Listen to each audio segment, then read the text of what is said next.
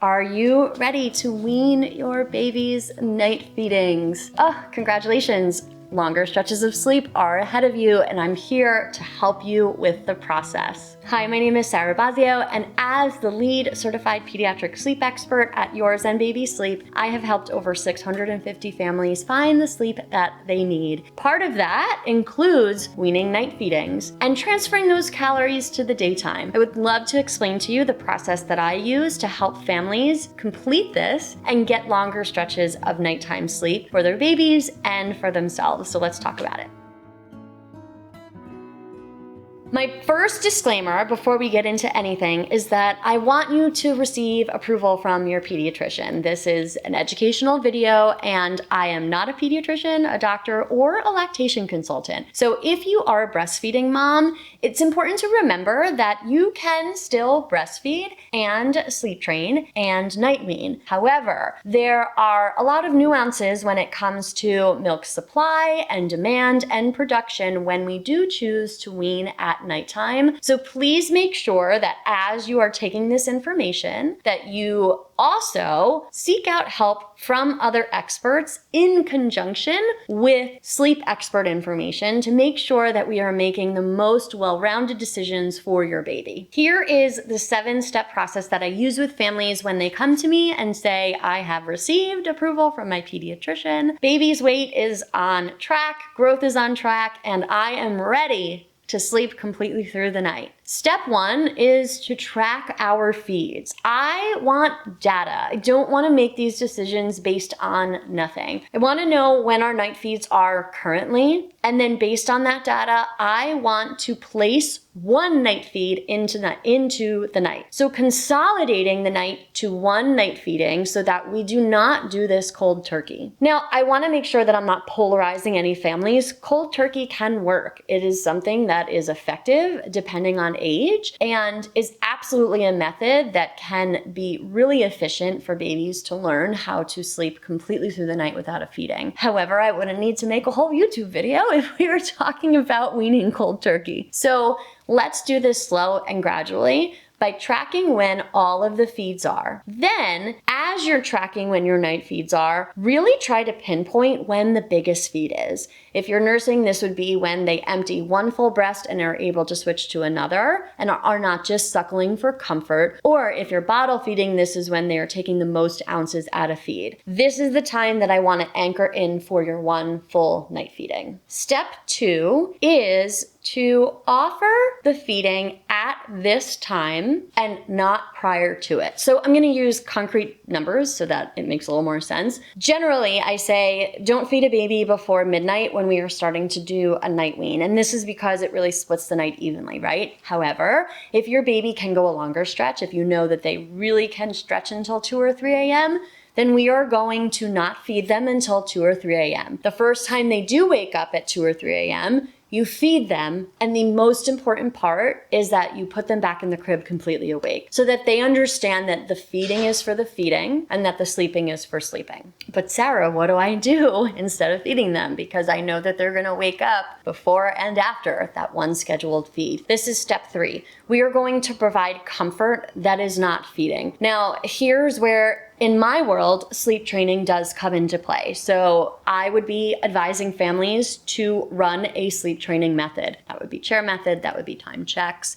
If you are not sleep training, this is when you can comfort your baby back to sleep in ways besides feeding. I would recommend that the non-nursing partner or the person who doesn't usually do the night feeds provide the comfort. So generally, this is dad. Dad would go in and would rock baby to sleep. This is going to be able to give the baby a better chance at falling asleep without expecting that a feeding will be the thing that is putting them back to sleep. This helps the body to start to regulate, to move the calories to the actual feeding time when they're really waking up for hunger, and really delineate that sleep is for sleep, comfort is for sleep, and feeding is for nutrition. As we are combining our calories all to one feeding in the nighttime, we really want to be mindful about adding calories to our daytime. So step 4 is trying to increase our daytime feeds. We don't need to be shoving food into our baby's mouths. It's not about that. But, a half an ounce to an ounce every feed or so is going to be helpful.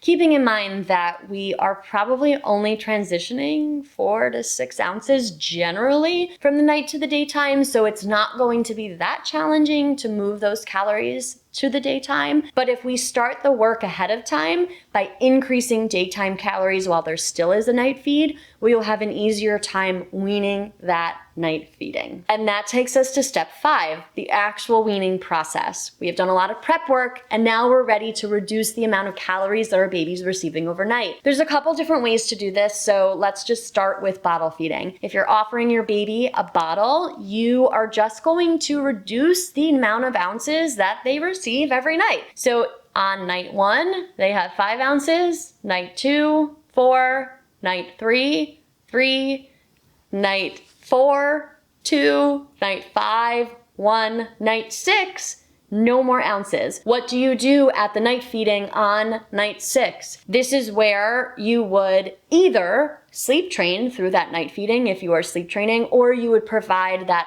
alternative comfort to soothe them back to sleep. If you are breastfeeding, you would reduce the amount of minutes that the baby is at the breast. So if they normally take a 10-minute feed, reduce by 2 minutes every night in the same succession that the bottle ounces were reduced. And another option for both, which is less common but can work as well, instead of reducing ounces, you can take the feeding and actually just push the feeding later. So instead of feeding the baby every night at 2 a.m., a 5-ounce bottle, you can comfort the baby at 2 and then feed them at 3 a.m. And then the next night, comfort the baby at 3 and then feed them at 4. And then what that's doing is just pushing the calories towards the morning. The reason why I don't like that is because you're really up all night long and it takes a little bit longer. It can be more effective for breastfeeding moms who want to make a slow wean and want to maintain their milk supply and do this in a more gradual way though. Step 6 rings true anytime we're teaching our child anything or changing anything in any part of child development. We just need to maintain consistency. Keep in mind that it doesn't happen in a day, and sometimes things don't go completely smoothly, right? Our baby is used to doing one thing and we are trying to teach them something new, and that's okay. As long as you have done your research, you have talked to your experts, your pediatrician, your lactation consultant, and you know that this baby is ready to wean their feeds, you can feel really confident that even through any protest or hard nights, this is the right decision for your family. Consistency on your end is key for them to show consistent behavior in return. And step 7, celebrate your progress. Within the course of about a week, it is so possible that you will no longer be doing any night feeds, and I want you to celebrate that. That's a huge win, and it's a huge milestone in the parenting world. It is no easy feat to do what we do every day, day in and day out on a 24-hour basis as parents. And I really congratulate you for taking the next step and prioritizing sleep in your family's life. The whole night weaning process can be a little confusing and overwhelming, so if you have any questions, please scroll down to the comments section and leave me a question. I would love to help guide you in this area, and on your way, give the video a like. It's really helpful for me to know that this content is helpful for you.